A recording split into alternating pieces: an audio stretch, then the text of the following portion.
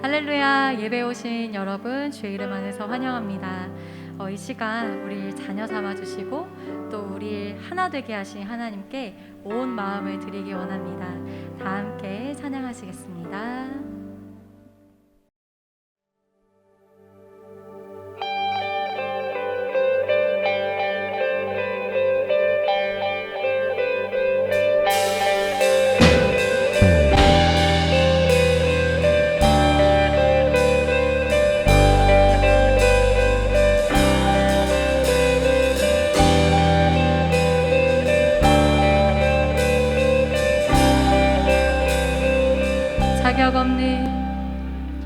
자격 없는 날 왕께서 안기시며 잃어버린 날 찾으신 오 그 사랑, 오 그 사랑.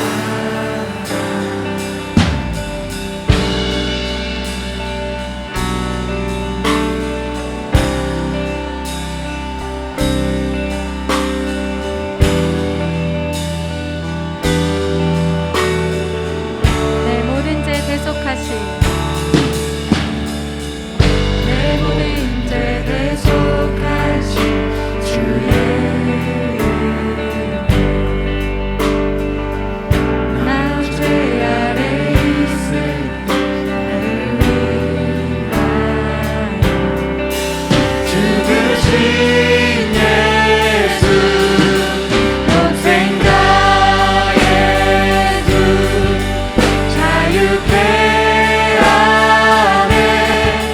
주의 자녀라 하시네. 아버지 집에 거할 곳 있네.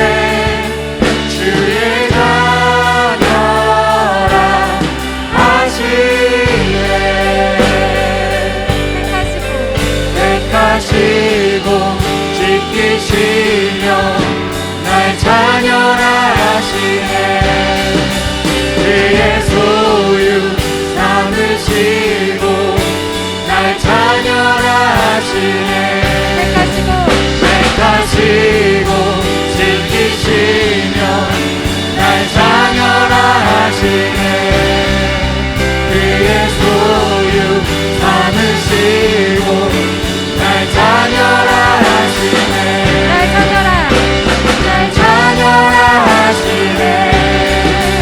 평생 다 예수, 자유케 하네. 주의 자녀라 하시네. 아버지 집에 거할 곳 있네. 주의 자녀라 하시네. 아버지 집에 거할 곳 있네. 주의 자녀라 하시네.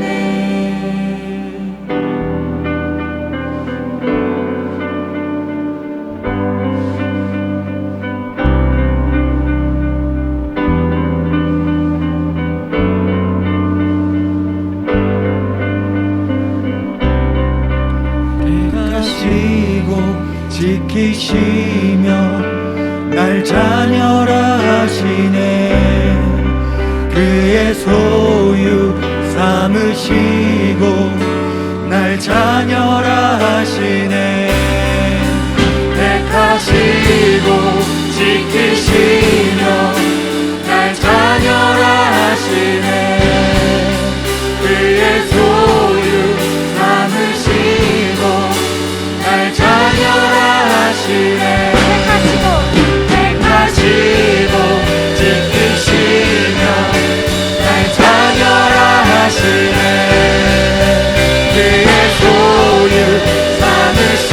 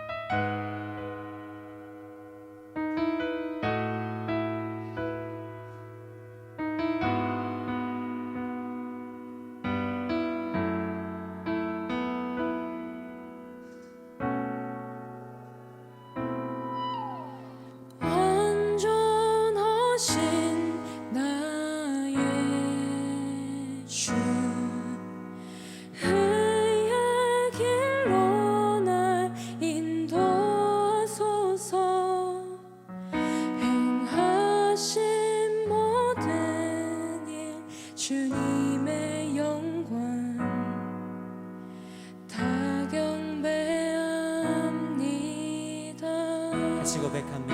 완전하신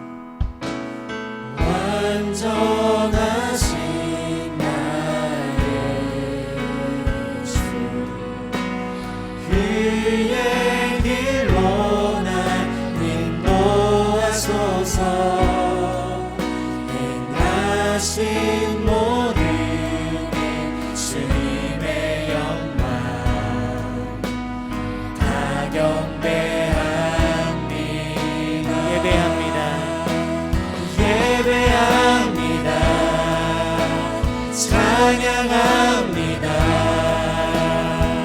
주님만 날 다스리소서 예배합니다 찬양합니다 주님 홀로 높임 받으소서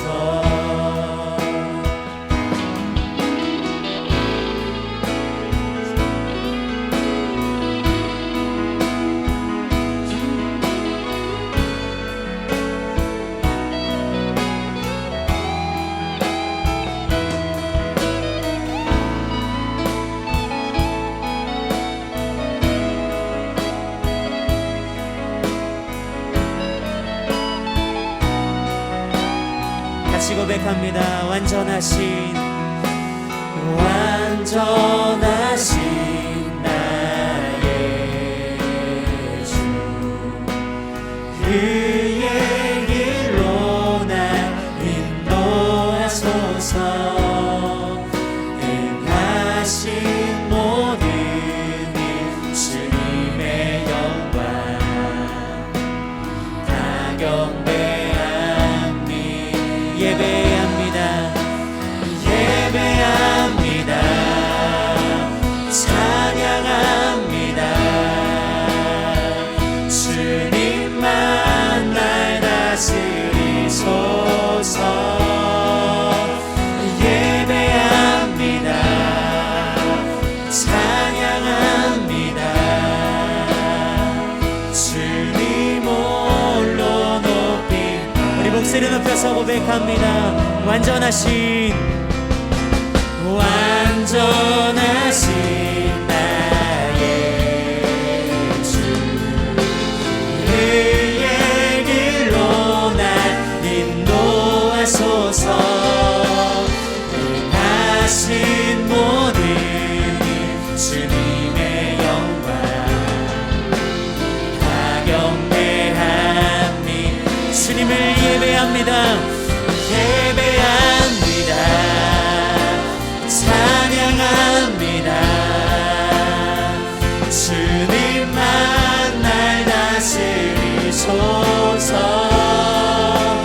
예배합니다 찬양합니다 주님 홀로 높임 받으소서 주님만을 예배합니다.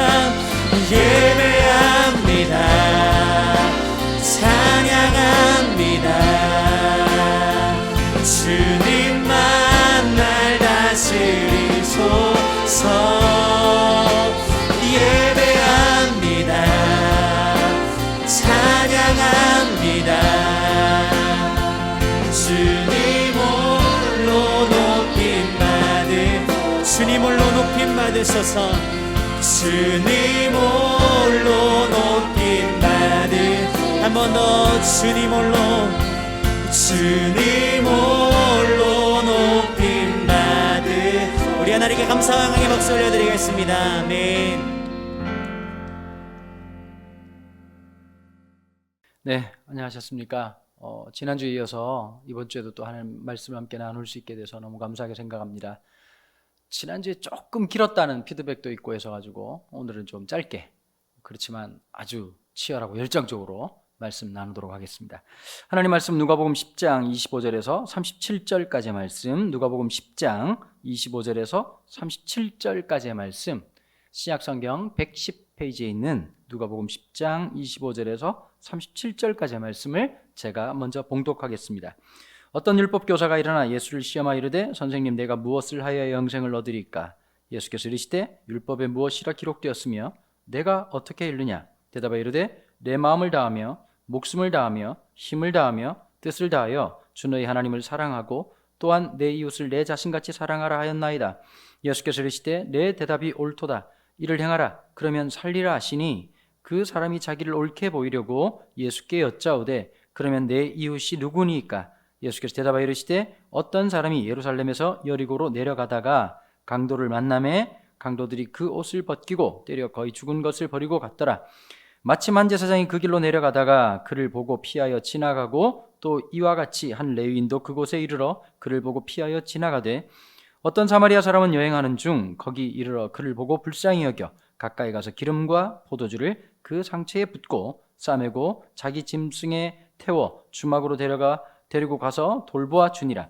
그 이튿날 그가 주막 주인에게 데나리온 2를 내어 주며 이르되 이 사람을 돌보아 주라. 비용이 더 들면 내가 돌아올 때에 갚으리라 하였으니 네 생각에는 이 세 사람 중에 누가 강도 만난 자의 이웃이 되겠느냐? 이르되 자비를 베푼 자니이다. 예수께서 이르시되 가서 너도 이와 같이 하라 하시니라. 아멘. 우리가 가지고 있는 고정관념들이 많이 있습니다. 어떤 거냐면 겉이 대단해 보이고 스펙이 대단해 보이면 그 사람의 내면도 아주 대단할 거라고 생각할 때가 많이 있습니다. 제가 한동안 잘 안 믿어지시겠지만 피트니스에 한참 빠져가지고 몸을 엄청나게 크게 불렸던 적이 있습니다. 거울에 비친 내 모습이 얼마나 멋지던지 진짜 뭐 닥치는 대로 약물 복용도 열심히 하고 그 다음에 단백질 파우더도 엄청나게 먹어가지고 몸을 굉장히 많이 키워때렸습니다. 남들이 보면 누구보다 건강한 것 같고 남들이 보면 완벽한 것 같았는데 한 가지 문제가 발생했습니다. 어떤 문제가 발생했냐면 디스크가 생겼다는 거죠. 여러분 이게 너무 이상하지 않습니까? 아주 건강하게 허리 근육을 키우고 기립근을 키우고 여러 가지를 했는데 불구하고 갑자기 허리 통증이 너무너무 심해져가지고 말 그대로 허리가 주저앉아가지고요. 화장실을 기어가다시피 하면서 갔던 기억이 있습니다. 병원에 가서 이런 검사 저런 검사를 했는데 의사 선생님께서 이렇게 진단을 해주셨습니다. 겉근육은 굉장히 튼튼한데 문제는 속근육, 소위 말하는 코어라고 하는 데가 전혀 훈련이 안 됐다. 그러면서 이런 얘기를 하시더라고요. 여러분 우리가 신앙생활을 하면서 살아갈 때에 참 중요한 부분들이 한 가지가 있습니다. 겉과 속의 일치를 함께 이룰 때 그게 신앙의 내면이 굉장히 건강해진다는 겁니다. 겉으로는 엄청나게 기도 열심히 하고 겉으로는 정말 하나님을 잘 섬기는 것 같고 교회에서 열심히 봉사하지만 우리의 그 내면이 같은 건강함과 균형을 이룰 때 거기에서 진정한 가치와 삶의 의미가 발생될 거라고 저는 믿습니다. 오늘 누가복음 10장의 내용들은 굉장히 잘 알려진 내용이죠. 주일학교를 좀 다녔던 분들은 누구나 몇 번이나 들어봤을 만한 그런 내용들이 오늘 말씀에 담겨져 있습니다. 바로 그 유명한 선한 사마리안 이야기가 오늘 예수님의 입에서 등장하고 있기 때문입니다. 자, 그렇다면 여러분 2000년 전 예수님을 바라보던 그 사람들, 그 당시를 살았던 그 시대를 살았던 동시대 사람들은 예수님에 대한 이미지가 어땠을까요? 이게 먼저 제가 좀 드리고 싶은 질문입니다. 물론 뭐 여러분들 대답을 하라고 하는 건 아니지만요. 아마 예수님을 바라봤던 사람들은 거의 대부분 다가 예수님을 보면서 충격 내지는 파격이라고 생각했을 것 같습니다. 왜냐하면 각 시대마다 가지고 있는 그 사람들의 고정관념과 그 다음에 그 모든 삶의 체계라고 하는 게 있을 텐데 예수님은 그걸 아주 보기 좋게 타파해 나가시면서 파격적인 그러한 사역들을 감당하셨기 때문입니다. 여러분 2000년 전에도 나름대로 그 당시에 기득권을 갖고 있는 사람들이 있었죠. 요즘도 마찬가지잖아요. 어떤 기준을 만든다라고 하는 게 또 소수의 사람들에 의해서 만들어지고 또 시대적 문화라고 하는 게 만들어져 있는 상황에서 우리는 살아가고 있습니다. 2000년 전에도 나름 소위 말하는 엘리트 그룹들이 존재하고 있었고 그리고 예수님이 지냈던 이 지역, 특별히 갈릴리를 중심으로 한 이 지역은 바리새인들이라고 하는 사람들이 철저하게 통치하고 있었고 기득권을 행사하고 있었습니다. 근데 예수님께서는 이 바리새인들과의 대척점에 있으시면서 새로운 사역들을 감행해 나가셨는데요. 이 바리새인들은 어떤 사람들이었느냐? 소위 말해서 자기가 하나님 앞에 자기네들이 하나님 앞에 택함 받았다라고 하는 영적 우월감이 굉장히 컸던 사람들이었습니다. 그래서 항상 어떻게 생각하느냐? 자기와 동일한 사람들이나 내지는 자기와 수준이 높은, 자기보다 수준이 높은 사람들과의 교제를 주로 이루었던 사람들이고, 그 다음에 또 어떤 것이 있었냐, 철저하게 분리했습니다. 배제했습니다. 자기보다 못한 사람들이나 아니면 영적으로 아니면 여러 가지 문제점이 있는 사람들을 낙인 찍는 일들을 통해서 자기의 우월감을 극대화시켰던 사람들이 누구냐면 바로 바리새인들이었습니다. 그렇다면 어떤 일이 있었을까요? 가장 중요했던, 점 찍었던 인물 중에 두 가지 이렇게 그 직업군이 있었습니다. 첫 번째는 어떤 사람들이냐? 세리들이었습니다. 이 당시엔 로마의 지배 아래에 있었습니다. 로마 제국 시대의 지배 아래에 있었기 때문에 세금을 걷는다라고 하는 것은 누구를 위한 것이었느냐? 자국민을 위한 것이 아니라 로마 제국의 하수인 같은 역할을 했다는 것이죠. 아마 이건 누구나 봐도 이게 낙인 찍을 만한 그런 대상이었을 겁니다. 또 한 부류가 있었습니다. 창녀들이었습니다. 여러분, 2000년 전에 이 창녀들은 주로 어떻게 만들어졌느냐? 직업군으로 만들어진 것이 아니라 갑자기 남편이 유고가 목숨을 잃는다든지 사고를 당한다든지 졸지에 이 가정이 남편이 없으면 이 남자 중심적 가부장적 사회였기 때문에 남자가 없는 순간 최하층민으로 떨어지고 맙니다. 굉장히 경제적인 곤욕과 어려움들을 맞이하게 되는 거죠. 그러다 보면 할 수 있는 것이, 여성들로서는 할 수 있는 일이 그닥 없었습니다. 정말 마지못해서 살아남기 위해서, 자녀들을 건사하기 위해서 몸을 파는 일이 종종 발생하곤 했습니다. 유여아를 막론하고 그런 행위 자체가 바리새인들에게는 용납될 수 없는 그런 일들이었던 것이지요. 그러면서 철저하게 낙인 찍어버린 일들을 했습니다.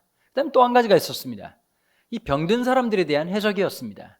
지금이야 과학과 의료가 발달해가지고 병이라고 하는 것은 바이러스의 침입이나 여러 가지 여타 다른 증상으로 인한 원인을 찾아내고 그 원인을 규명하고 그리고 그 원인을 찾아서 제대로 치료하면 낫는다고 하는 일반적인 상식을 거의 대부분의 사람들이 가지고 있습니다. 근데 2000년 전에 어떤 일이 있었느냐? 과학적이지도 이성적이지도 논리적이지도 않았던 거죠. 그러면 이 병을 어떻게 해석했냐? 아주 신화적으로, 신학적으로 해석을 했습니다. 어떻게 해석했을까요? 네가 죄를 지어서 그렇다라고 얘기하는 겁니다.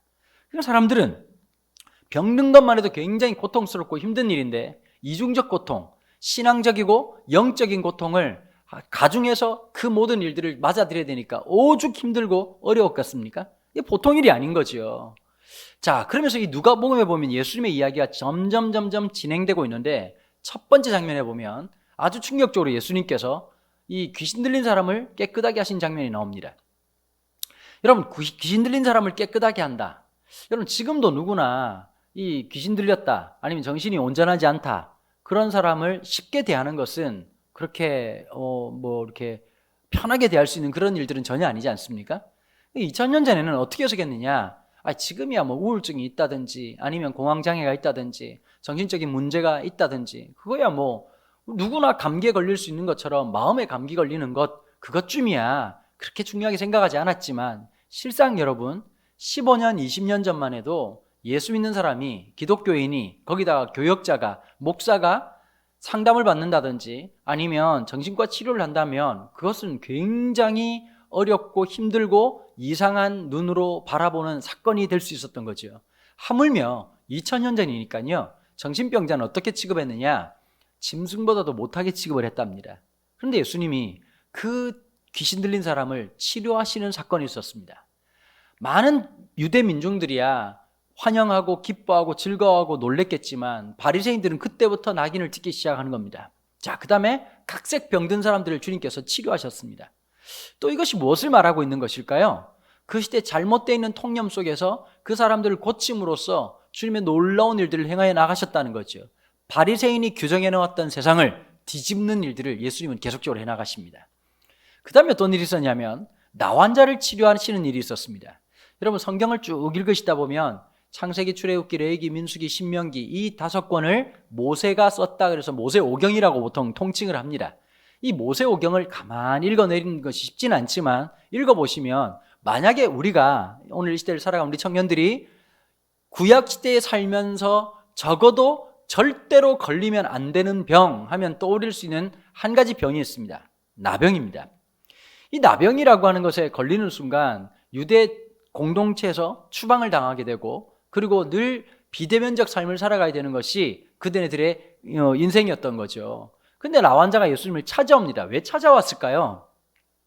예수님의 놀라운 능력, 예수님이 병을 고치시고 정신병자를 치료하시고 하는 이 모든 일에는 보통 이제 교회에서는 능력이라고 하는 예수님의 능력적 측면, 영적인 파워라는 측면에서 많이 해석을 하지만 이 예수님이 행하신 놀라운 능력이라고 하는 것이 담고 있는 메시지가 있습니다. 어떤 메시지일까요? 네가 누구이든, 네가 어떤 병에 걸렸든, 당신이 어떤 어려움과 고난 가운데 있든 예수님이 누구든지 받아주시고 치료하시고 새롭게 하신다라고 하는 메시지가 담겨 있었던 것이죠. 나 환자는 그 예수님의 놀라운 이야기를 듣고서는 혹시 나일 수도 있다라고 하는 생각과 마음을 품게 되었습니다. 그리고 예수님 앞에 나와왔던 거지요. 지금처럼 가까이 있었던 것이 아니라 꽤나 먼 거리에서, 적어도 한 20-30m 떨어져 있는 거리에서, 아마 그까지 나오는 것도 나 환자에게는 굉장히 어렵고 쉽지 않은 일이었을 겁니다. 그런데 그 걸음으로 와서 소리를 지릅니다. 예수요, 예수님, 혹시 예수님 당신이 원하신다면 나도 깨끗하게 치료하실 수가 있습니다.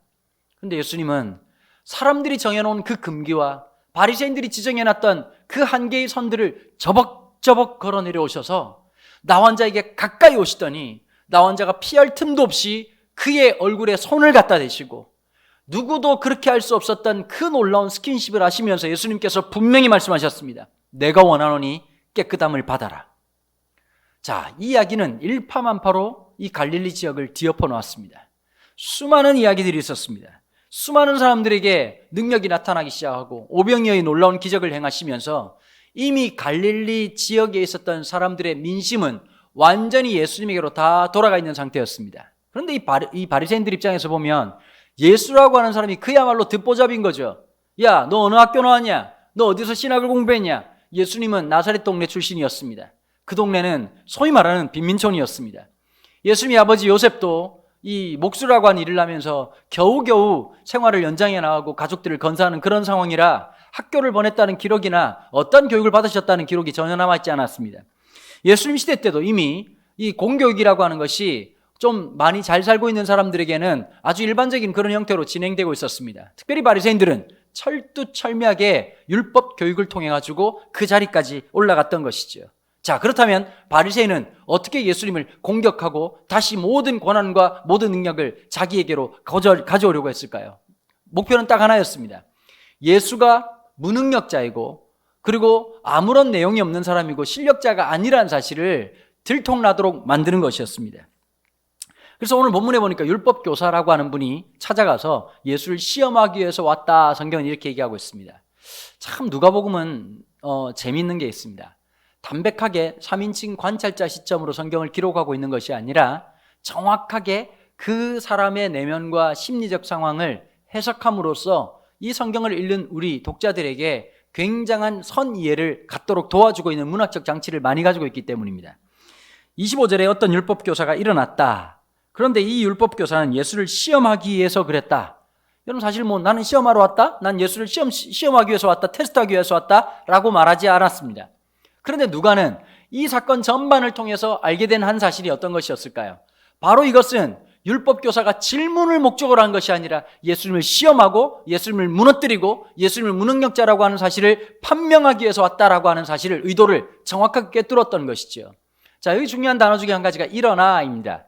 이 유대사회에서는요, 질문하는 사람들은 반드시 일어납니다. 답변하는 선생님은 어떻게 하느냐? 자리에 앉아 있는 것이죠. 자, 겉모습으로 보니까 이 율법학자는 철저하게 예수님을 선생님으로 인정하고 선생님에게 질문 던지는 모습으로 가지고 있었으나 하나님의 앵글, 적어도 누가의 관점에서 보면 예수님에게 진짜 질문하러 온 것이 아니라 예수님을 시험하기 위해서 왔다라고 성경은 얘기하고 있는 겁니다. 자, 그리고 이렇게 얘기하죠.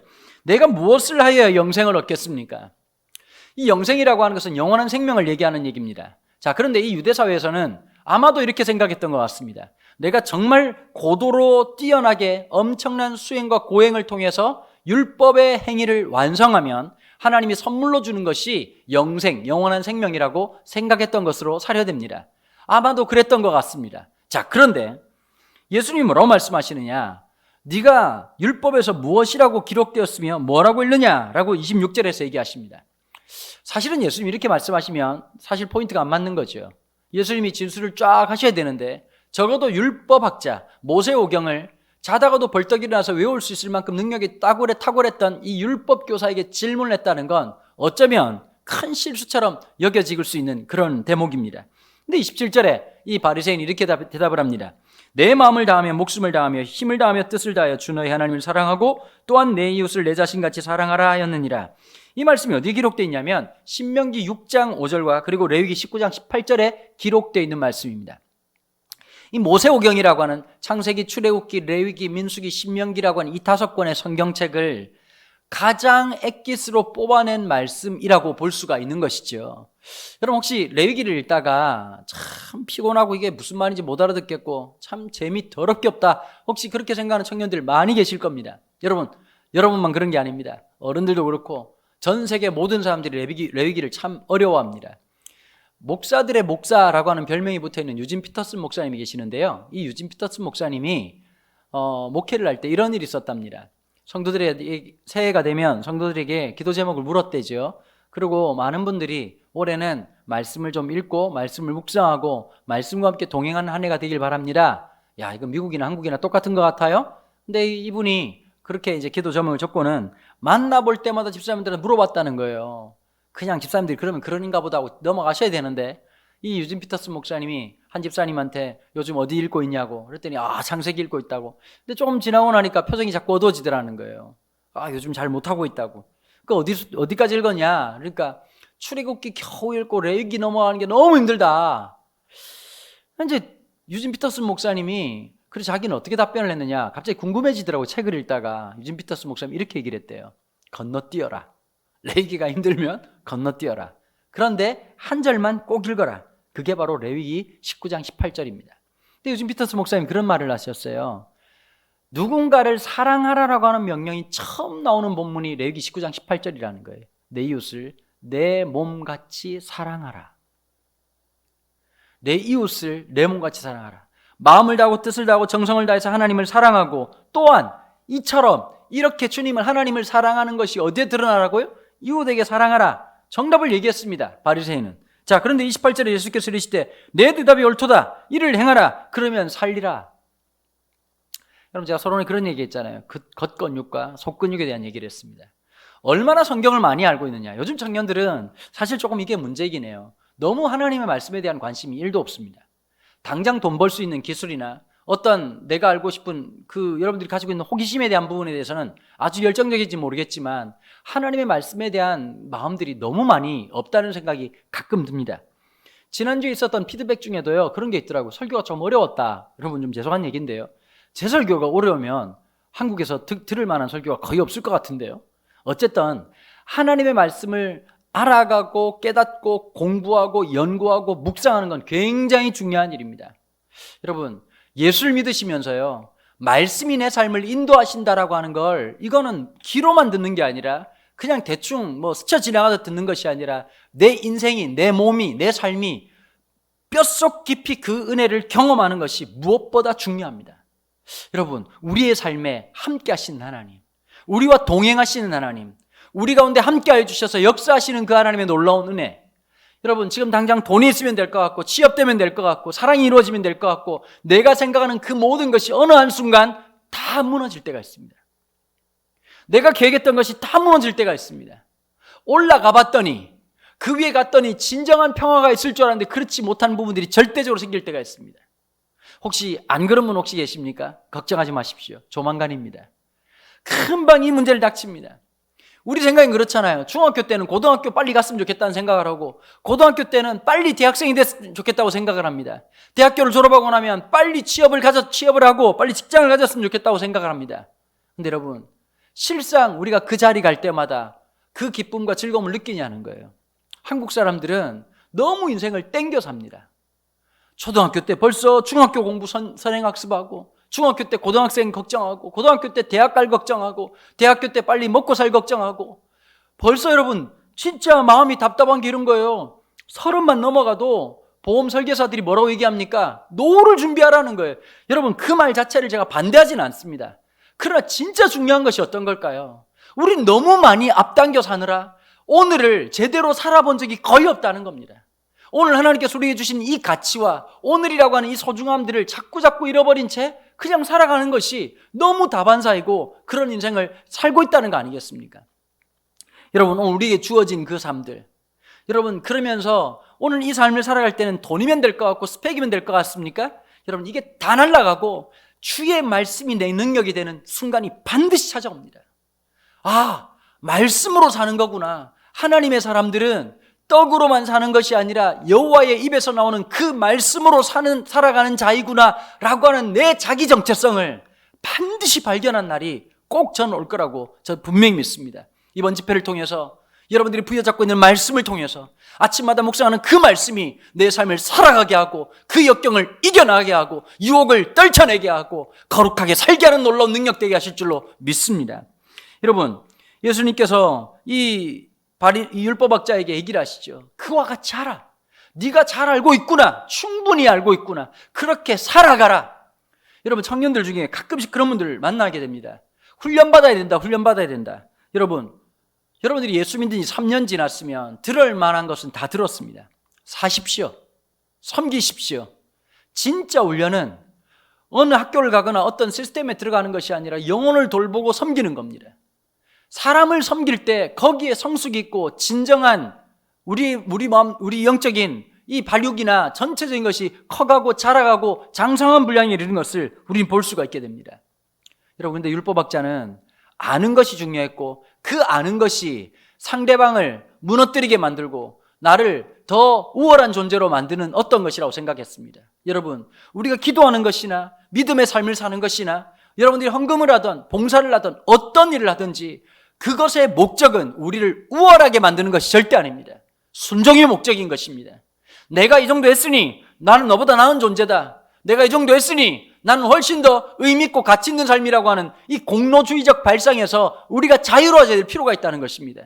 진짜 하나님 앞에 이렇게 살아가는 이유가 무엇입니까? 내가 하나님을 사랑하기 때문입니다. 하나님의 사랑이 나에게 그 무조건적인 조건 없는 그 위대하신 사랑이 내 심령에 왔기에 나도 또한 그와 같이 주님을 뜨겁게 사랑하기로 결정하고 내가 모든 일을 함에도 불구하고 늘 마음속에 죄송함과 감사와 감격이 있는 그 놀라운 역사가 있는 거죠. 헌금을 했다는 게 중요한 것이 아니라 내가 이런 봉사를 했다는 게 중요한 것이 아니라 하나님이 내 인생을 쓰시다니, 하나님이 내 삶을 받아 쓰시고 내 삶을 통해서 역사하시다니라고 하는 두렵고 떨리고 감사와 감격이라고 하는 게 늘 함께하는 사랑하는 우리 청년들 되기를 주님의 이름으로 축원합니다. 자, 그런데 이 29절에 그 사람이 자기를 옳게 보이려고 예수께 여짜오되 그러면 내 이웃이 누굽니까? 여러분, 유대인들은 조금 피곤한 그런 스타일의 사람들입니다.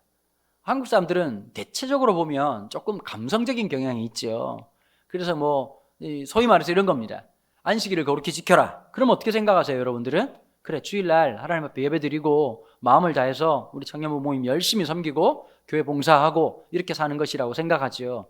근데 유대인들은 모든 것을 데피니션, 정확하게 규정하고 정리하는 것이 이 사람들의 문화와 정서입니다. 자, 이웃이라고 하면 어떻게 얘기를 해줘야 될까요? 적어도 유대인스럽게 설명하려고 하면 너희 집에서 반지름 500m 안에 있는 사람들은 이웃이다. 아니면 네가 만난 지 세 번째 만남부터 그 사람은 내 이웃이다. 아니면 네가 얼마 정도의 투자를 통해 가지고 임금 노동관계가 형성되게 되면 그것은 이웃이다. 이렇게 말을 해줘야 유대인들은 훨씬 더 알아듣기 쉽습니다. 뿐만 아니라 이렇게 되는 거죠. 안식일을 거룩히 지켜라. 그러면 유대인들은 질문을 해요. 언제부터 언제까지가 안식일이냐. 보통 안식의 시작은 저녁 해 지고 난부터 이제 다시 해가 질 때까지 이 시간들을 안식이라고 하는 개념으로 삼는단 말이에요.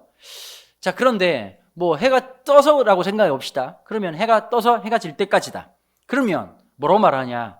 지평선에 해가 머리를 쳐올랐을 때냐, 다 떠올랐을 때냐, 이걸 다 규정해 줘야 되는 거예요. 거기다 이런 게 있어요. 안식일에 노동하지 말아라. 그럼 또 질문하는 거죠. 노동이란 무엇이냐? 안식일에 가능한 노동은 무엇이고 불가능한 노동은 무엇이냐? 여러분, 이런 율법 조항이요, 얼마나 많은지 500개도 넘는 조항들을 가지고 있습니다. 그 조항 중에 어떤 게 있느냐? 안식일 노동 규정이 있는데 지금도 이게 업그레이드가 되기 시작하는 거예요. 예전에는 이런 게 있었어요. 바느질 규정에 랍비들은 이렇게 얘기를 하는 거예요. 안식일 날 2땀까지는 해도 된다. 그런데 3땀부터는 이것은 불법이고 하면 안 되는 노동이다. 이렇게 되는 거죠.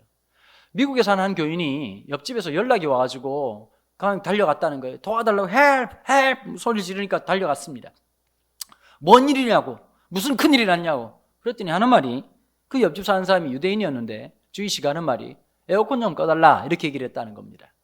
여러분 손가락이 없나 발가락이 없나 지가 끄면 되지 왜 옆 사람한테 그랬을까요? 유대 랍비들이 안식일에 이 리모컨 에어컨 리모컨 조작하는 것조차도 노동으로 받기 때문입니다. 텔아비브에 가시면 이 사람들 안식일에 빌딩 이제 호텔을 가실 때 조심하셔야 될 게 하나 있습니다. 할 수 있으면 한국 사람들은 고층 호텔을 좋아합니다. 룸을 좋아하죠. 정관도 이렇게 광경도 쳐다봐야 되고 구경도 해야 되니까요. 근데 적어도 안식일 날은 절대 높은 층에 가시면 안 됩니다. 왜냐? 모든 호텔 이 엘리베이터의 층이 자동으로 다 눌러지게 되어 있습니다. 예를 들면 20층에서 1층까지 내려오려고 하면 적어도 문이 19번 내지 20번이 열려야 내려올 수가 있기 때문입니다. 한국 사람들 속이 터져 나가겠지요. 왜 그랬을까요? 안식일에 그것을 노동으로 규정했기 때문입니다.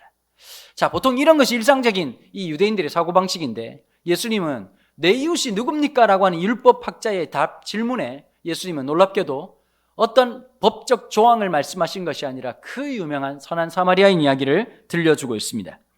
자, 예수님이 이런 얘기를 하시는 겁니다. 어떤 사람이 예루살렘에서 여리고로 내려가는 길에 도둑을 만났다는 겁니다. 강도를 만났다는 겁니다. 얼마나 무지막지한 놈이었냐면 있는 것을 다 빼앗아갈 뿐만 아니라 그날 열을 많이 받았는지 이 지나가는 사람들을 죽도록 팼다는 겁니다. 거반 죽게 되었고 옷을 찢어놓고 갔다는 것이죠. 여러분 만약에 우린 좀 이해가 안 되는 장면이 하나 있어요. 아니 옷을 빼앗아가는 건 이해가 되는데 옷을 찢어놓고 가고 그 옷을 그냥 거의 발가벗겨 놓고 간 이유와 목적이 어떤 걸까요? 아마도 그렇게 생각할 수 있을 겁니다. 도망가지 못하도록. 그러나 더 중요한 게 있습니다. 여러분 이 당시에 사람들이 입고 있는 이 옷은 신분을 상징하거든요. 그 다음에 이 사람이 어느 족속인지를 상징하고 있는 뜻하고 있는 것이 다 옷에 이 패션에 다 담겨 있었던 겁니다. 자, 그러면 여기 강도 만난 사람은 정확하게 어떤 부족인지 어떤 민족인지 어느 나라 사람인지를 예측할 수 없고 생각할 수 없는 그런 상황에 있었다는 것이죠. 자, 그런데 31절에 마침 한 제사장이 그 길로 내려가다가 예루살렘에서 직무를 마치고 자기 집으로 내려갔던 제사장 이야기를 하고 있습니다. 이 당시 제사장들은 한 달에 한 2주 정도 일을 하고 2주 정도는 집에서 거하는 그런 시스템으로 모든 이 업무가 돌아가고 있었습니다. 근데 보통 이 예루살렘의 사람들이 거처를 마련한 것이 아니라 그렇게 썩 가깝진 않았던 여리고에 거처를 마련하고 살았던 것이죠. 예수님 시대 때도 이 예루살렘 주변에 살아가는 사람들은 그렇게 많지 않았다고 얘기를 합니다. 5,000명이 채 되지 않았다는 기록이 있는 걸로 보아 아마 여기서는 종교적인 행동이 그다음에 종교적인 모든 것들이 이루어지는 곳이지 거기가 따로 이렇게 사람들이 살만한 타운을 형성한 곳은 아니었던 것 같고 그래서 아마도 많은 사람들이 여리고에 기거를 하면서 이렇게 했던 것 같습니다. 자, 이 사람이 내려가는 중간에 무슨 일이 벌어졌다고요? 딴 문제가 벌어진 것이 아니라 어떤 사람이 다 죽어가는 거예요. 근데 도와야 되는데 왜 돕지 않았냐? 왜 그냥 지나갔냐? 이게 바로 유대 율법의 잘못된 사고방식과 접근법이기 때문입니다. 율법에 보시면 이런 게 있거든요. 부정한 것을 만지면 일주일 동안 그 만진 사람이 부정해진다는 겁니다. 여러분 이 바리새인들의 경건법이 좀 이런 게 있어요. 내 경건을 지키기 위해서 잘못된 사람을 만나면 안 되고 이상한 사람을 만나면 안 된다고 생각하는 거예요. 자, 이 제사장도 마찬가지였겠지요. 이 사람을 돌보다가 이 부정한 것은 뭐냐면 사람이 죽은 시신을 만지면 부정해지는 겁니다. 졸지에 이 사람 돌보다가 아니 이게 웃기잖아요. 자가격리 일주일 되는 거니까 이거 누가 있겠습니까? 지나갔습니다. 내 명성과 내 영성에 도움이 되지 않는 일을 하는 것을 금기했던 제사장들이 지나갔습니다. 다음번에 누가 또 지나갔느냐? 레윈이 지나갔습니다. 레윈이 보고 있다가 이 당시에 이 제사장, 그 다음에 서기관, 그 다음에 레윈 이렇게 아마 이 조직이 이렇게 형성되고 있었는데요. 레윈도 똑같은 상태로 있다가 그냥 지나갔다는 거예요. 내가 괜히 돕다가 내가 이 사람이 누군지 모르겠다. 적어도 제사장과 레윈이 적어도 이 사람이 유대인이라고 하는 이유와 분명한 사인이 있었다면 도와야 됩니다. 반드시 도와야 됩니다. 그런데 얼마든지 안 도울 만한 이유가 있습니다. 왜 그럴까요? 지금 옷을 안 입고 있는 상태니까 이 사람이 어떤 민족인지 아니면 유대인인지 아닌지를 전혀 가늠할 수 없는 상태에서 이 사건이 발생했고 얼마든지 디펜시브하게 얼마든지 방어적으로 모든 걸 대할 수 있었기 때문입니다. 지나갔다고 해서 누구도 말하지 못할 겁니다. 예수님이 이렇게 얘기하신 이유가 뭘까요? 이렇게 질문하고 있는 율법학자 똑바로 들으라고 얘기하는 겁니다. 여러분 말씀을 전하다 보면 참 답답할 때가 하나 있습니다. 설교하고 난 다음에 꼭 이런 분들 계십니다. 오늘 말씀은 우리 남편이 꼭 들었어야 됐어. 여러분 그게 영적인 심각한 질병입니다. 의원병이라는 용어가 있더라고요. 의원병. 그 뭐냐면 병원에 가서 치료를 하다 보면 내가 치료하는 건 낫는데 사실 병원이라는 데가 병균에 더 많이 노출되어 있을 확률이 높은 곳이잖아요. 다른 감염이 생긴 것을 의원병 이렇게 표현한답니다. 저는 이걸 이렇게 표현하고 싶습니다. 한국 교회에서 제일 위험한 병이 뭐냐면 교회병입니다. 교회 다니는 사람들은 나는 안전하다고 생각하고, 내가 믿음이 좋은 사람들, 특별히 적어도 내가 뜨겁게 주님 앞에 헌신하고 있고 나는 남들보다 더 열심히 기도하고 있고 찬양을 할 때도 진짜 손을 높이 들고 눈물을 줄줄 흘리면서 가장 열정적으로 찬양하면 스스로 나도 모르게 믿음은 괜찮고 나는 대단한 믿음을 가졌다라고 착각할 때가 진짜 많습니다. 여러분, 여쭙고 싶습니다. 진짜 괜찮으십니까? 저는 목사로서 제 스스로가 제일 위험한 존재라고 생각합니다. 말씀에 제일 가깝게 살아가지만 가장 말씀과 동떨어진 삶을 살 수 있는 위치에 있기 때문입니다. 등잔 밑이 어둡고 어쩌면 가장 말씀에 가까이 있고 늘 예배를 섬기고 있지만 그 말씀과 가장 동떨어진 채로 살아갈 수 있는 확률을 가지고 있는 이 교회병에 가장 가까운 사람이 저 자신일 수 있다는 생각을 합니다. 여러분, 바로 똑같은 거 아니겠습니까? 예배를 섬기는 제사장이나 소위 말해서 영적인 위대한 지위를 차지하고 있는 서기관이나 레위인들조차도 자기 눈앞에 있는 어떤 것, 내가 진짜 돕고 하나님이 원하셨던, 성경이 말하고 있는 율법 전체가 말하고 있고 마음을 다하고 뜻을 다하고 목숨을 다해서 하나님을 사랑하고 그와 같이 마음을 다하고 뜻을 다하고 목숨을 다해서 이웃을 사랑하라라고 하는 이 말씀 앞에서 우리는 전자에 대해서는 반응할지 몰라도 후자에 대해서는 그건 다음이라고 생각하는지 모르겠습니다. 여러분, 성경은 분명하게 얘기합니다. 대등 접속사를 사용했습니다. 차별 있는 접속사가 아니라 하나님을 사랑하는 것, 이웃을 사랑하는 것은 동의어다, 이렇게 보실 수 있는 겁니다. 하나님을 사랑함이 이웃을 사랑함으로 드러나야 되고, 이 하나님을 사랑하는 것 때문에 우리가 시간을 드리고 예물을 드리고 헌신하는 것처럼 우리가 이 땅 위에 있는 가장 돌봐야 될 사람들을 섬기는 그것이 바로 주님이 원하시는 진정한 예배이고 진정한 예물이란 사실을 우리는 까맣게 잊고 지날 때가 진짜 많습니다. 너무나도 채워야 될 나 자신이 많은 거죠. 나에게 입혀줘야 될 옷이 있고 나에게 신겨야 될 신이 있고 내가 돌봐야 될 수많은 것들이 있지만 그 내 것을 쪼개서 나누는 것을 극도로 두려워하고 있는 것이 요즘 우리 청년 세대가 아닌가, 이런 생각이 합니다. 여러분, 기억하십시오. 하나님 백성은 하나님의 거룩한 유통업자라고 하는 생각과 사고를 늘 잊지 않으셔야 됩니다.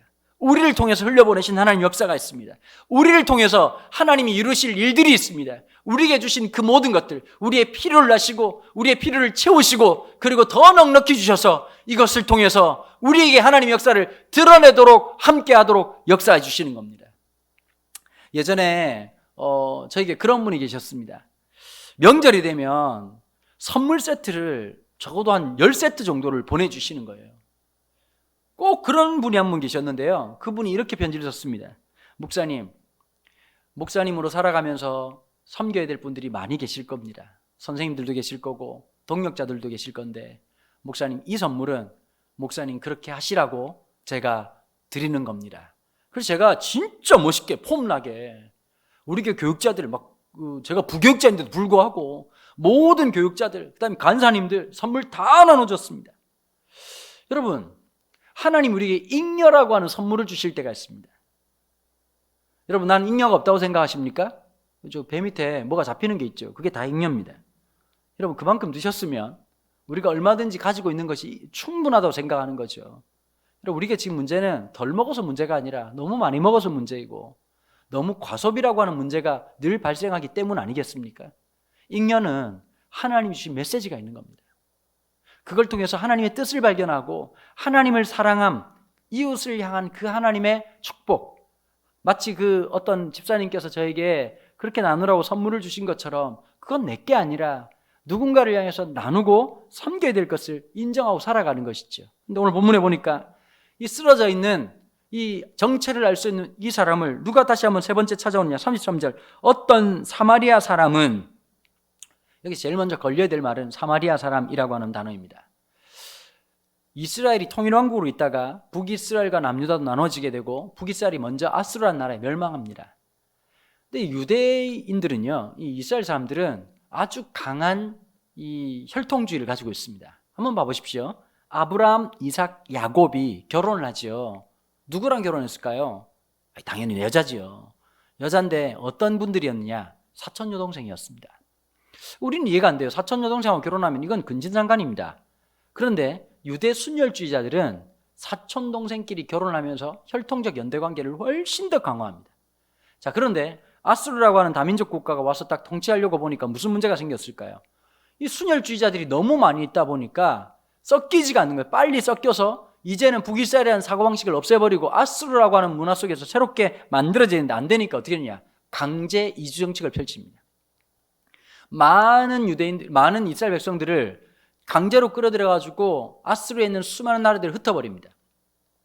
그리고는 이 북이스라엘의 수도였던 사마리아 지역에다가 다른 다민족 국가들이 들어와가지고 이 이스라엘 여성들과 함께 결혼하면서 혼혈족이 태어나게 됩니다.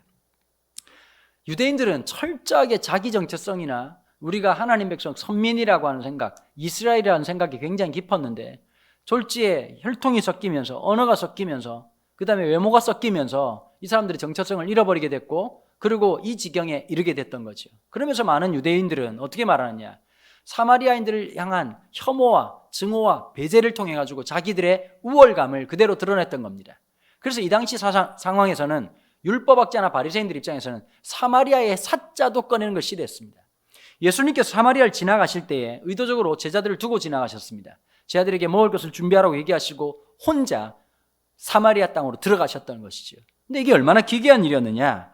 한 우물가에 가셔가지고 한 여인이 오는 것을 보시고 나에게 물 좀 다오 했더니 이 여자가 모르는 사람이 재수 없어 이렇게 얘기한 게 아니라 유대인인 당신이 사마리아인 여자에게 나에게 물을 달라고 이런 얘기를 하십니까? 아니 세상에 유대인인 당신이 이 사마리아 사람이 나에게 이렇게 말을 걸다니 이거 너무 충격적인데요? 이런 대목이 나옵니다.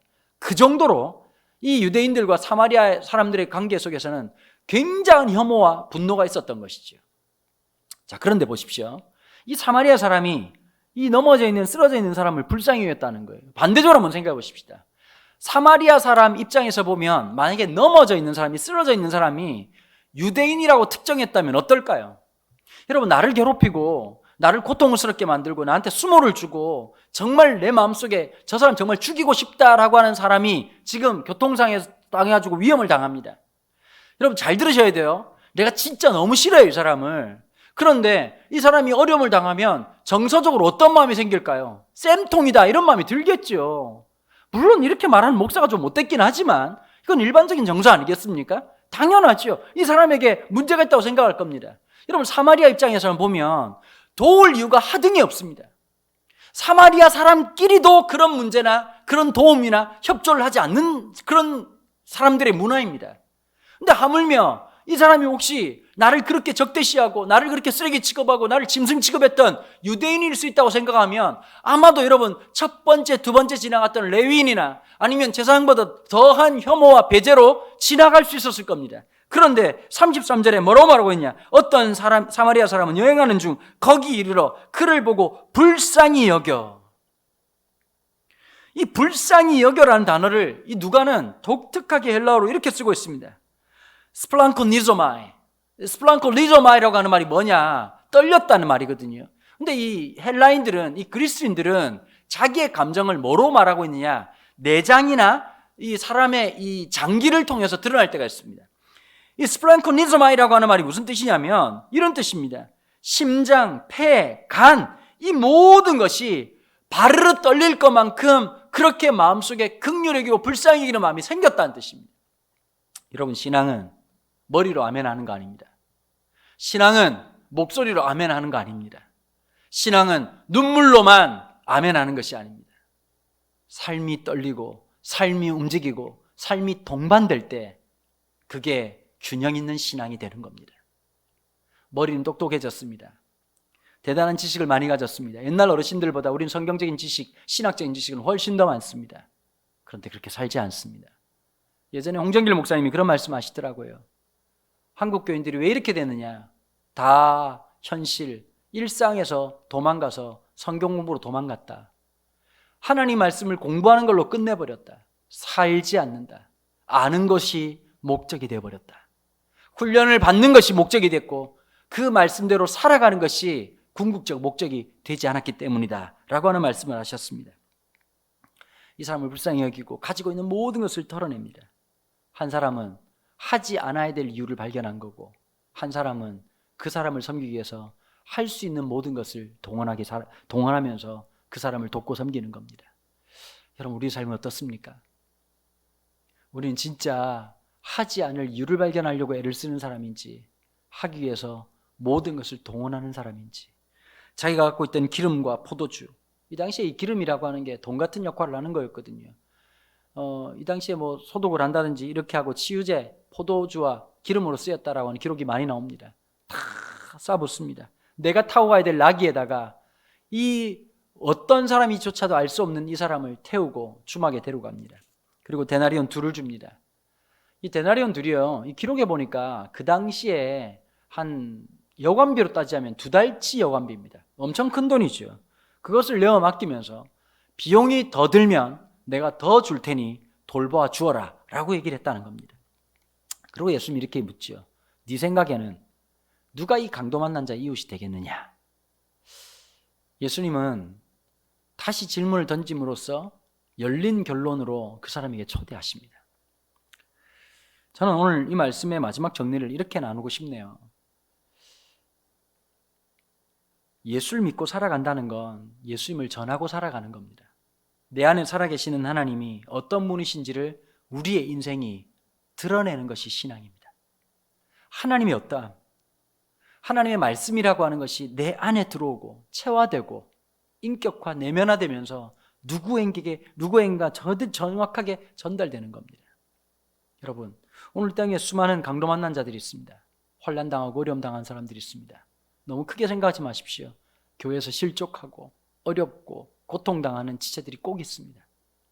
여러분, 우리가 그 친구들에게 카톡 하나 보내는 거, 기프트콘 하나 보내는 거, 문자 하나 보내는 거, 그리고 같이 식사 한번 하는 거, 요즘 참 쉽지 않지만 여러분, 그것이 무엇을 말할까요? 여러분, 이 사마리아 사람이 강도 만난 자에게 주는 전달이 어떤 것일까요? 너는 버려지지 않았다. 너는 잊혀지지 않았다.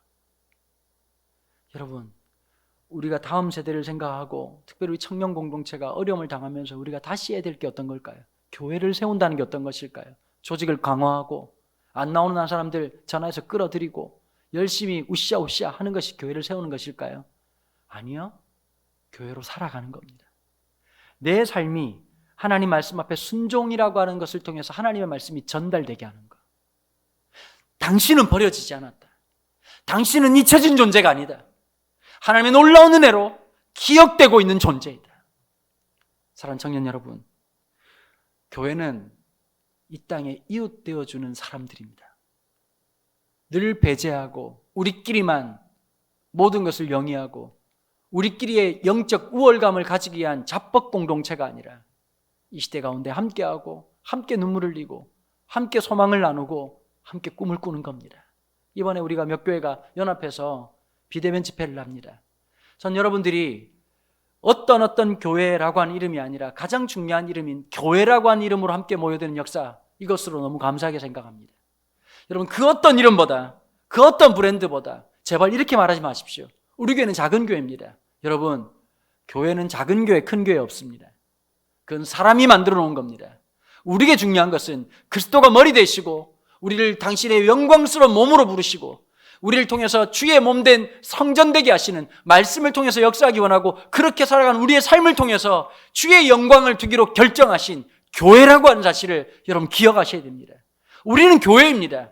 그것보다 더 영광스러운 일은 없습니다. 그 앞에 붙는 형용사이든 명사이든 그것이 중요한 것이 아니라 우리가 교회라고 하는 사실, 그래서 교회로 살아내고 교회가 되어지고 교회로 날마다 세워지는 놀라운 은혜가 우리 모두에게 있기를 바랍니다. 여러분, 우리가 함께 이 시대를 향해서 우리 지혜들을 향하여서 이 민족과 역사를 향해서 언어와 종족과 백성과 방언을 뛰어넘어서 주님의 그 놀라운 메시지, 너는 잊혀지지 않았다, 너는 버려지지 않았다, 끊임없는 메시지가 전달이 되지 않을까요? 지금 미얀마라는 나라에 지금 쿠데타가 일어나서 굉장히 어려움을 당하고 있다고 할 수 있습니다. 우리하고 전혀 상관없는 이야기일 수 있습니다. 그러나 우리는 하나님의 교회이기 때문에 상관이 있어야 합니다. 지금 누군가가 고난을 당하고 어려움을 당할 때 교회는 가슴 떨리고 스프랑코 니조마이 가슴이 떨리고 마음이 떨리고 기도가 떨리고 예배가 떨리고 우리의 헌신이 떨리는 곳이 그게 교회입니다. 함께 그 교회에 대한 영광을 살아내는 우리 사랑하는 청년치들 되기를 주님의 이름으로 축원합니다. 수련회 둘째 날입니다. 오늘도 주신 말씀 기억하면서 동일하게 세 가지 기도 제목 가지고 같이 기도하고 하나님 찾는 시간 갖도록 하겠습니다. 우리 먼저 찬양 내 영혼은 안전합니다. 이렇게 찬양하시고 기도할까요? 내 아버지 품 안에서 내 영혼은 안전합니다. 주 손길로 내 삶을 안으시니 그 평강이 나는 없습니다. 한 번 더 찬양할까요? 내 아버지 그 품 안에서 내 영혼은 안전합니다. 주 손길로 내 삶을 안으시니 그 평강이 나는 없습니다. 나 비록 넘어지면 흔들리지만 주 내 안에 거하며 나를 붙드시니 내 생각을 주께로 돌리고 주시는 건강에 옷을 입습니다. 그 약속 안에서 영원 평안에 내 뜻보다 크신 주님의 계획 나 신뢰해. 두려움 다 내려놓고 주님만 의지해. 주 안에서 내 영혼 안전합니다. 한 번 더 찬양합니다. 내 아버지 그 품 안에서 내 영혼은 안전합니다. 주 손길로 내 삶을 안으시니 그 평강이 나는 없습니다. 나 비록 넘어지면 흔들리지만 주 내 안에 거하며 나를 붙드시니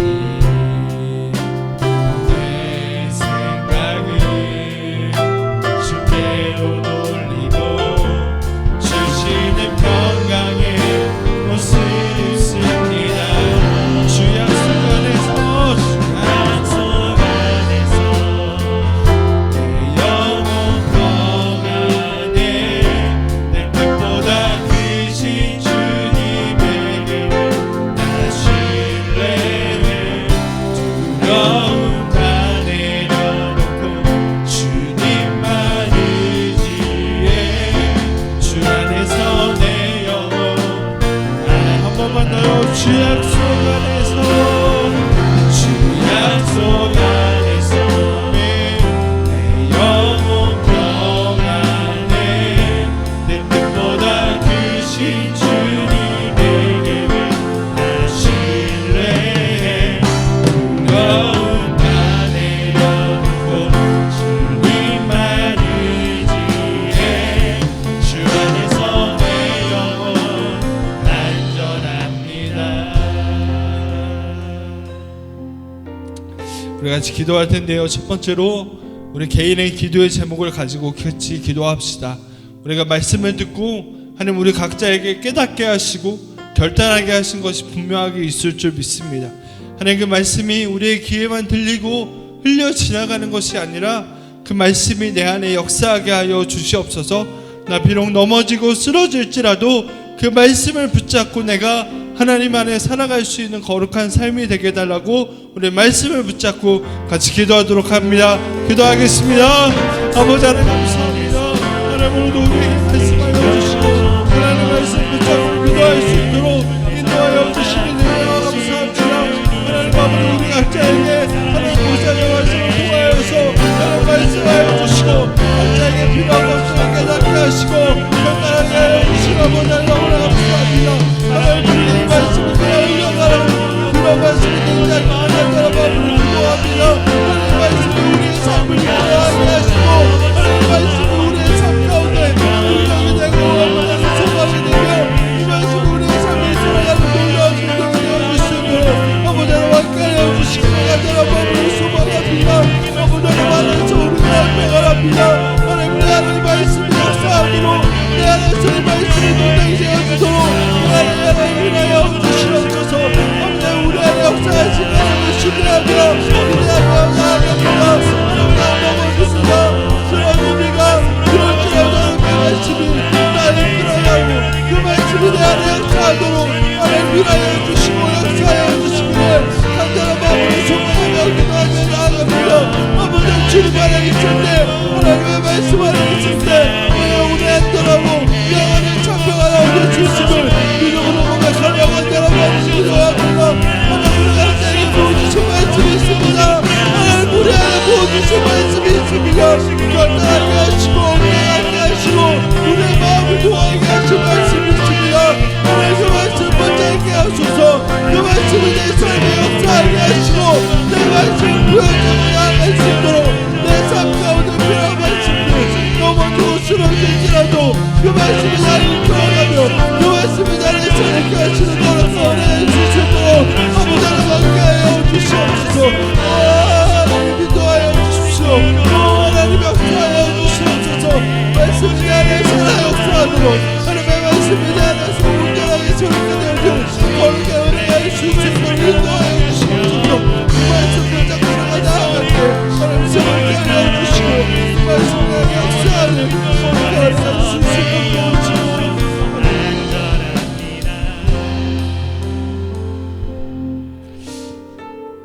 우리 한 가지 더 기도할 때 우리 지난주에 이어서 우리 함께 참여하는 7교회를 위해서 같이 기도하기를 원합니다. 먼저 매화교회를 위해 기도할 때 수련회에 많은 청년들이 참여하고 코로나로 인해 영적인 침체를 겪고 있는 청년들이 회복할 수 있는 시간이 될 수 있도록 매화교회를 위해 같이 기도해 주시고요. 상국교회를 위해 기도할 때 임시교육관에서 예배하는 불편함 속에서도 하나님을 향한 믿음이 더욱 성장하는 상국교회 청년들이 되기를 위해서 기도해 주시고 마지막 세 번째로 청년교회를 위해 기도할 때 우리 청년교회 청년들의 일상과 이들의 삶이 하나님이 기뻐하시는 예배가 될 수 있기를 하나님이 기뻐하시는 삶이 될 수 있기를 위해서 이 세 가지의 교회를 위해서 세 군데 교회를 위해서 같이 기도하도록 하겠습니다. 기도합니다. 할렐루야. 사랑하는 감사합니다. 가운데 7개의 교회가 연합하게 하시고 한마음한 뜻으로 하나님을 찾고 예배하며 기도할 수 있도록 하나님을 허락하여 주시옵니다. 하나님의 은혜와 사랑을 감사합니다. 하나님 우리가 7개의 각각의 교회와 그들의 기도의 제목들을 가지고 하나님을 찾고 기도하며 나아갑니다. 아버지 하나님 우리 안에서 사랑하여 주시고 하나님 우리 안에서 하나님 각 교회에 대한 주의 마음을 부어주시기를 원합니다. 아버지 하나님 모든 매우 하나님 코로나로 인해서 영적인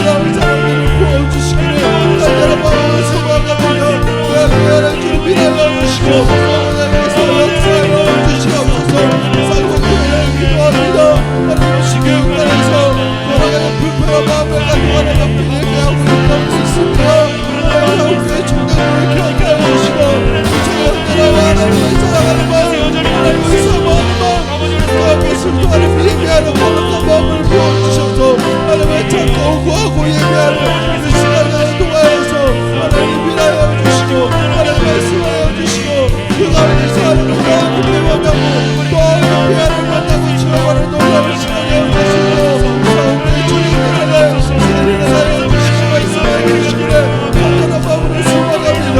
하나님 정말 기도합니다. 우리 정말 하나님 세례를 하여 주시옵소서. 우리 정말들의 일상과 이들을 모두 예배가 하나님 기뻐하는 삶이 되기를 원합니다. 이 사회 시간에서 또 하나님의 천국과는 모든 예배가 하나님을 기뻐하시고 하나님의 정말로 귀하게 주시고 하나님으로 회복되어지게 하여 주시옵소서. 이 사회 모든 하나님 기뻐하시고 예배하게 하시고 정말로 주님의 사랑하는 예배로 감사한 사랑으로 하나님의 사랑을 전하게 되지 않고 하나님의 정말 사랑하는 마음으로 세워줄 수 있도록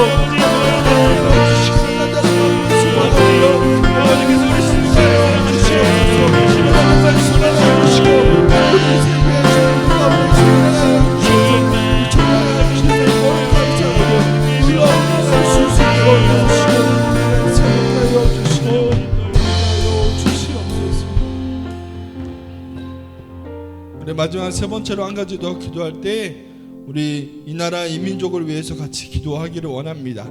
이 땅에 세워진 지도자들을 위해 기도하기를 원합니다. 주님 말씀하시기를 세워진 권위자들을 위해 기도하라고 하셨습니다. 그리고 이 땅 가운데 여전히 소외받고 고통 가운데 있는 사람들이 있습니다. 그리고 한국 교회가 이 나라를 위해 할 수 있는 것이 무엇일까? 주님이 섬기고 사랑할 수 있는 방법이 무엇인가를 이 한국 교회가 이 나라를 위해 할 수 있는 것들을 깨달을 수 있도록 인도하여 달라고 이 나라와 민족을 위하여서 우리 마지막으로 한 번만 더 같이 기도하도록 하겠습니다. 기도합니다. 할렐루야. 사랑의 하나님 감사합니다. 주님 이 나라의 민족을 위해 기도합니다.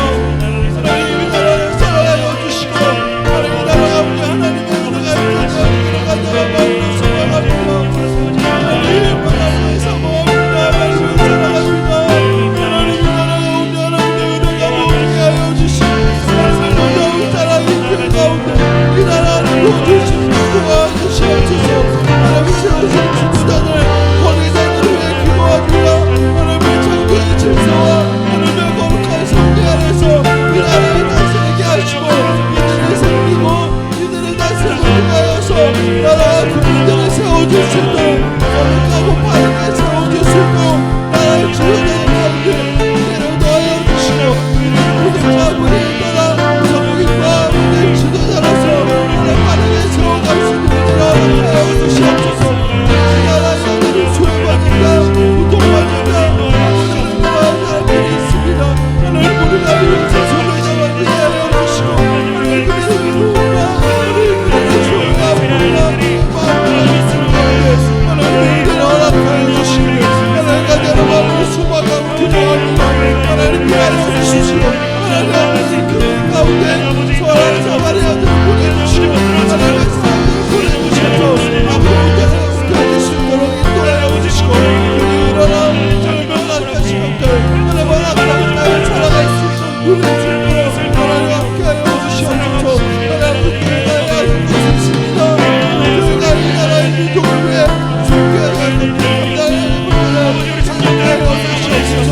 우리가 무엇을 해야 할지 우리가 무엇을 믿음의 살아야 할지를 깨닫게 하시고 가르쳐주시고 말씀하여 주셔서 하나님 하나님 마음으로 찾게 하여 주시고 하나님 교회가 이 나라를 위해서 기도하게 하시고 이 나라로서 하나님의 사모하는 마음으로 나아갈 수 있도록 하여 주시옵소서.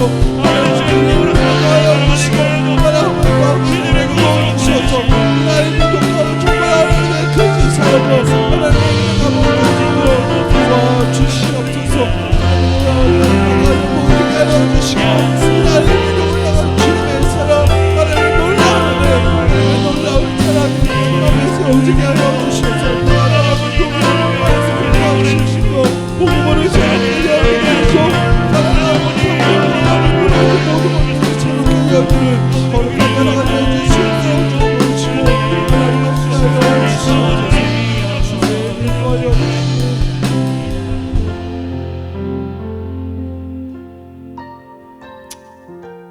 하나님 감사합니다. 우리에게 수련의 둘째 날을 허락하시고 함께 모여 예배하며 찬양하며 기도할 수 있도록 은혜를 주시니 감사합니다. 코로나라는 어려운 시간이지만 우리가 하나님을 찾고 우리가 하나님을 구합니다. 우리가 주님 아니면 살아갈 수 없기에 하나님의 은혜를 구합니다. 하나님, 오늘 들은 말씀이 우리 귀에 스쳐 지나가는 말씀이 되지 않게 하시고 우리의 삶의 능력이 되며 무너지고 쓰러진 우리의 삶을 일으키는 능력의 말씀이 되게 하여 주시옵소서. 하나님의 말씀이 능력이 있습니다. 살아있는 그 말씀이 우리의 삶을 이끌어갈 수 있도록 성령 하나님 역사하여 주시옵소서. 하나님, 우리 일곱교회가 연합하게 하시니 감사합니다. 오늘은 매화교회, 상국교회, 청년교회를 위해 기도하였습니다. 각 교회마다 필요한 것들과 사항을 아시는 주님께서 하나님, 목사님들과 세우신 청년들 안에 은혜를 더하사 그 교회를 통해서 그 지역을 섬기고 변화시키고 사랑할 수 있는 교회들이 되게 하여 주시옵소서. 네, 오늘은 나라 민족을 위하여서 동일하게 기도하였습니다. 주님, 세상을 이처럼 사랑하신 주님, 이 땅의 소망이 하나님 안에 있음을 고백합니다. 무너져 있는 것들, 부패한 것들, 그 모든 것들이 그리스도 안에서 온전히 회복되게 하시고 소외되고 고통되어 있는 모든 사람들이 하나님의 사랑 안에서 회복과 쉼을 누릴 수 있도록 도와주시옵소서. 한국교회와 우리 청년들이 이 나라를 위해 무엇을 할 수 있을지 기도하며 묻게 하시고 하나님의 은혜를 구할 수 있는 우리 모두가 될 수 있도록 도와주시옵소서. 기도하게 하신 주님께 모든 영광 올려드리며 예수님의 이름으로 기도합니다. 아멘.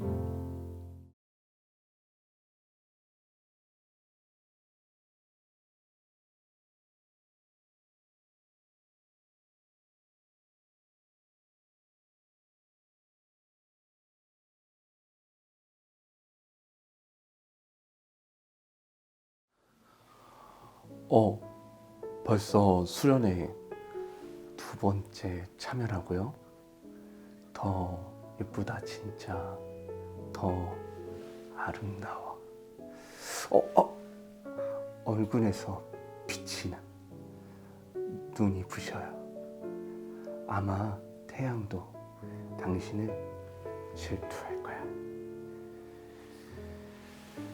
질투하지 마, 태양아. 질투 금지. 수련회 당신만 떨리는 거 아니야. 나도 긴장돼. 우리 같이 떨지 않기로 해요. 약속. 혹시 기도 제목 따로 있을까? 나한테 말해봐요. 뭘 고민해, 이 바보야. 알겠어요. 내가 조금 스페셜하게 중보기도 해줄게. 오직 너한테 말. 쉿. 너무 좋아하지 마요. 내가 다 설레니까.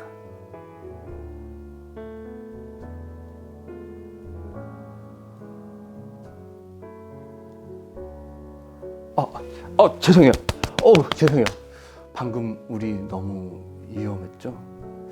당신이 너무 아름답단 말이야. 이 치명적인 사람.